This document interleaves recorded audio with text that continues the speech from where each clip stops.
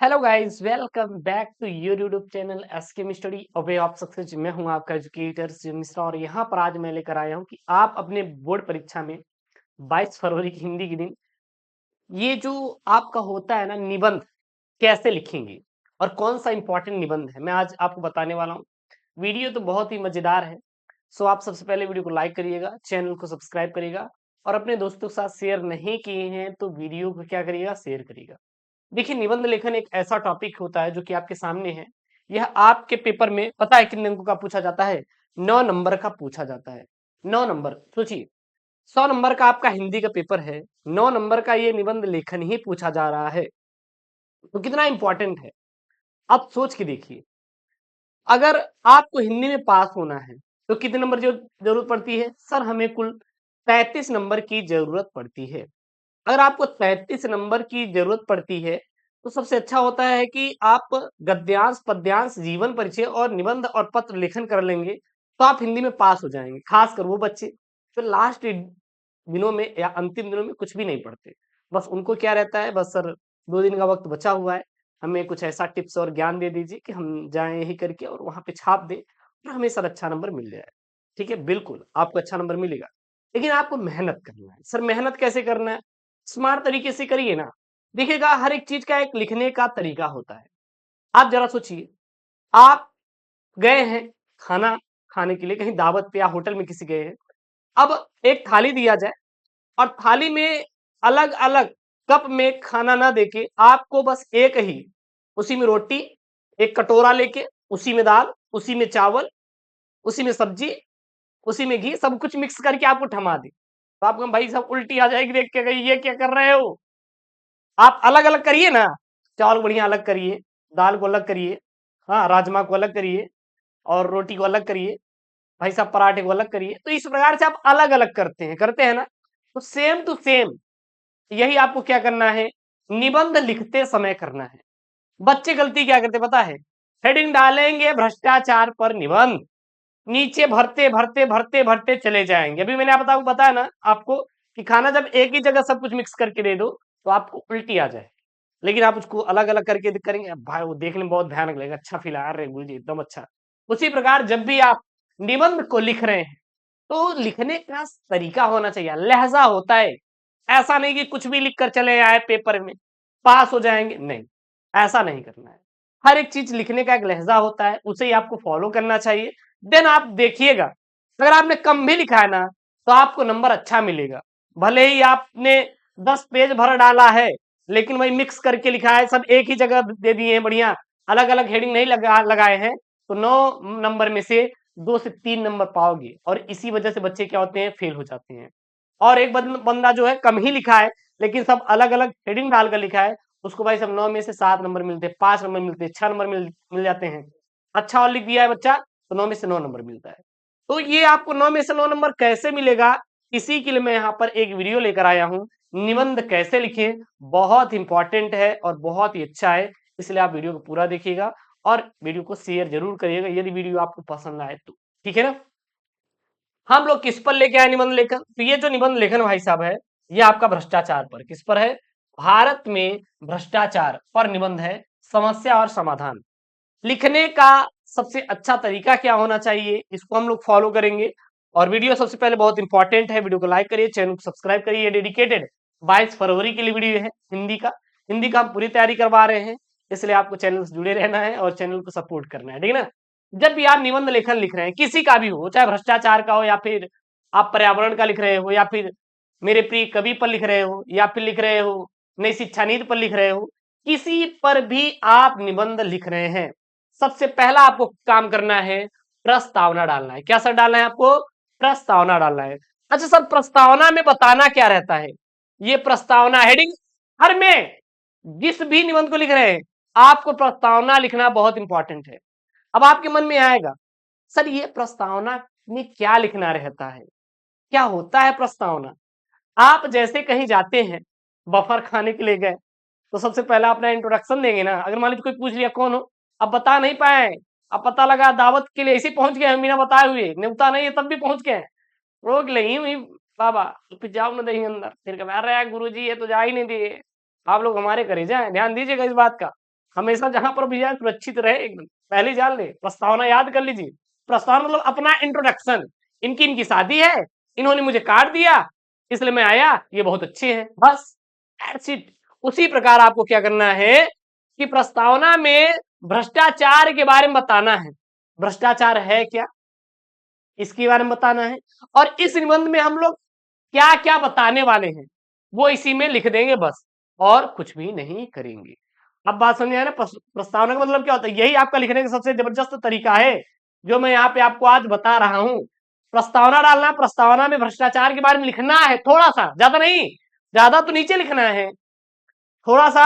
और फिर इसमें यह भी बता देना है कि आज हम क्या क्या बताएंगे आपको आगे चल के, ये भी आपको लिख देना। देखिए यहाँ पे, भ्रष्टाचार जिसे भारत में कलंक के रूप में जाना जाता है, एक गंभीर समस्या है जो हमारे समाज और विकास को कमजोर बना रहा है।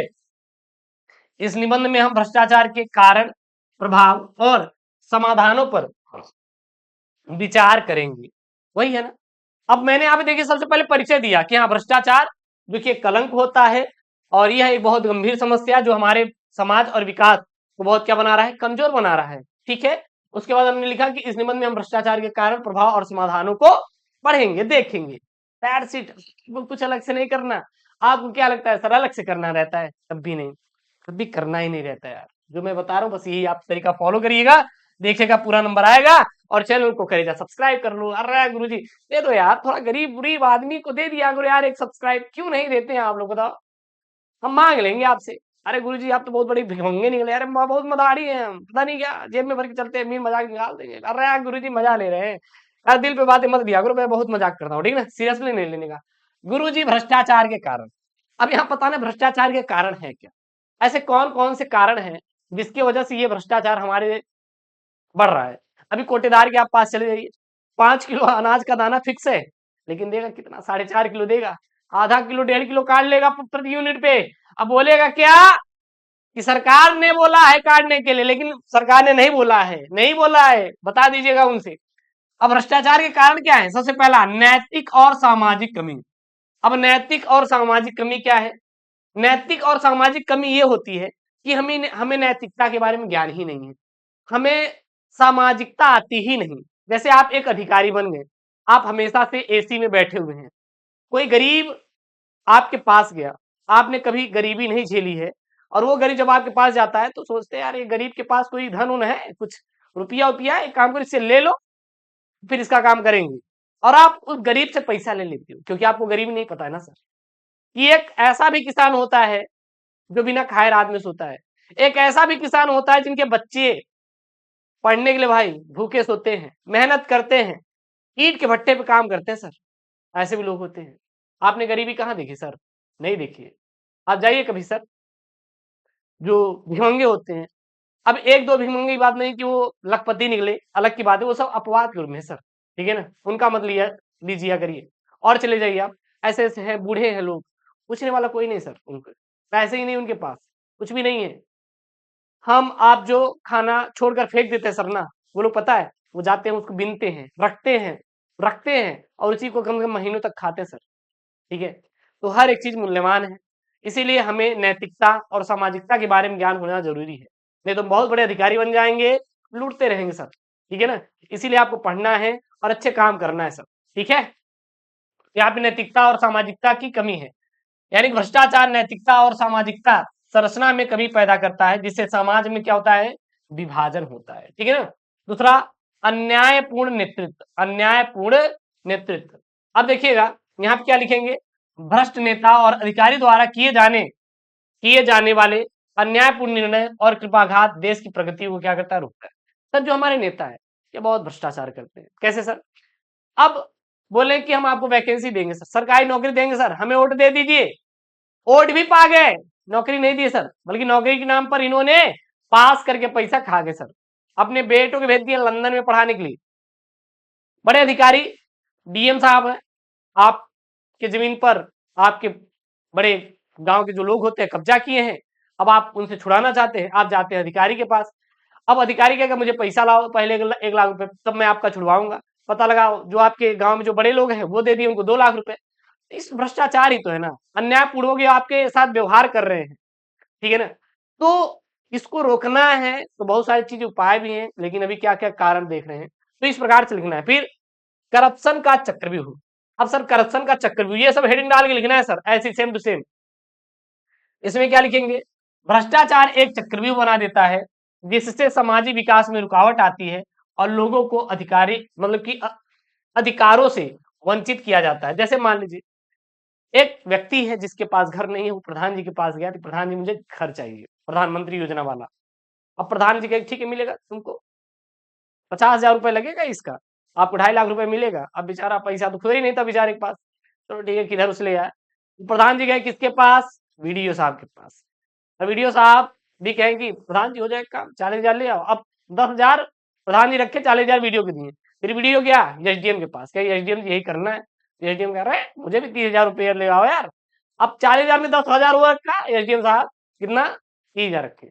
एक चक्र भी बता रहे हैं, मतलब हर लोग ऐसा नहीं करप्शन, मैं आपको बता रहा हूँ ऐसे होता है यार बहुत बहुत जगह, मैंने देखा है, हमारे साथ खुद ऐसे हुए हैं। हालांकि मुझे घर नहीं चाहिए था, मेरा और कुछ काम था, मैंने देखा है यार ये सब बहुत अच्छे अच्छे ढंग से। मेरे पास भाई साहब एकदम एप्लीकेशन की लिस्टें पड़ी हुई हैं, दिखा दे तो फिर कहेंगे यार ये तो पूरे पूरे करप्ट ही बैठे हुए हैं यहाँ पे, ठीक है ना, कोई काम नहीं करता सर। हाँ, उसके बाद क्या हुआ? हालांकि फिर आप कोर्ट उठ जाएंगे ना, हाई कोर्ट में चले जाओ, काम हो जाएगा, उनकी गर्ज पड़ेगी तो आगे करेंगे आपका, उनकी गर्ज पड़ेगी तो आपका आगे काम करेंगे, चिंता नहीं करने का। उसके बाद सर क्या होता है? उसके बाद वो डीएम साहब, एसडीएम साहब डीएम के पास जाते हैं, कहते हैं भाई ये ले लो, तो वो भी 20,000। तो इस प्रकार से एक चक्रव्यूह बन जाता है। अब वो गरीब आदमी जो 50,000 रुपए दिया है, मान लीजिए उसका प्रधानमंत्री का पैसा आया ही नहीं, अब किसके पास जाएगा? ऊपर से नीचे तक, नीचे तक तो भैया करप्शन हुआ है, सभी लोग पैसा खाए हैं ना, खत्म, खत्म वहीं पे। तो ये क्या होता है? एक चक्रव्यूह बनाता है। बात समझ आ रही है ना? हालांकि देखिए सब अधिकारी नहीं होते, कुछ ही अधिकारी होते हैं, तो देन आप सबको एक जैसा जज मत करिएगा, यही मैं आपसे बोलूंगा। ये नहीं कि आप मान लीजिए कि सब एक जैसा होते, नहीं, ऐसा नहीं है, सब अलग अलग होते हैं, सबके विचार अलग अलग होते हैं, ध्यान दीजिएगा। उसके बाद भ्रष्टाचार का प्रभाव क्या क्या है सर? ये भ्रष्टाचार का प्रभाव क्या क्या है? अगर भ्रष्टाचार फैल रहा है तो क्या क्या इफेक्ट आएगा? सबसे पहले आर्थिक हानि आएगी। भ्रष्टाचार आर्थिक प्रणाली को कमजोर बनाता है और गरीबों को उच्च वित्तीय वर्ग के खिलाफ करता है। यानी कि इसमें आर्थिक हानि होती है, क्योंकि एक गरीब लोग हैं जिनको काम कराना है और वो अपने भैंस को बेचकर दे दिए क्या? पैसा, घूस, तो बेचारा अब करेगा क्या? जो दूध सुबह शाम बेचकर अपना जीवन यापन कर रहा था, अब तो भैंस भी नहीं उसकी बिक गई है करप्शन के चक्कर में। तो दिन कहीं ना कहीं आर्थिक हानि होती है इससे, पैसा इन्वेस्ट होता है किसी का वहां पे, ठीक है ना? दूसरा क्या है? न्यायपालिका में कमी। अब सबका मन में यही आ जाएगा भाई अगर काम कराना है तो पैसा देना है, तो न्याय कहाँ होगा?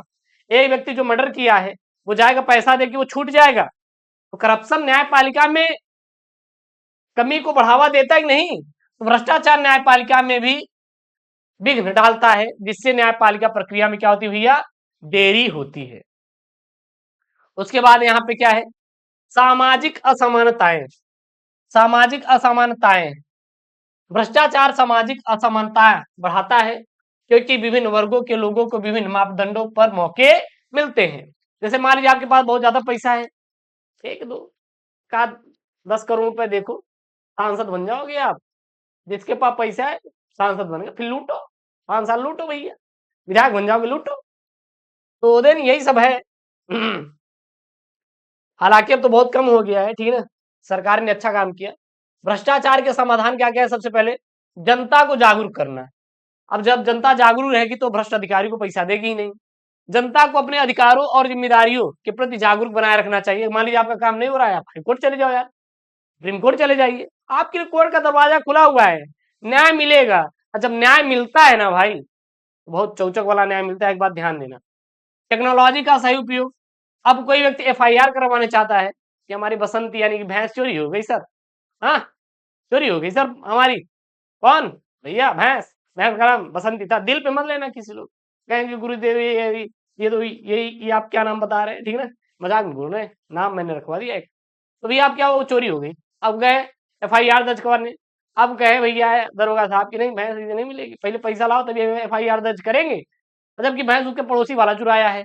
हाँ, अगर यही सुविधा ऑनलाइन होती तो बंदा क्या करता? फोटो खींचता, मेरे जहाँ मैं भैंसशाला है, वहाँ पे भैंस मेरी गायब हो चुकी है, उसका वीडियो फुटेज चोरी करता हुआ अपलोड करता, एफआईआर कर देता, तो पुलिस एक्शन लेती, जो उच्च अधिकारी है।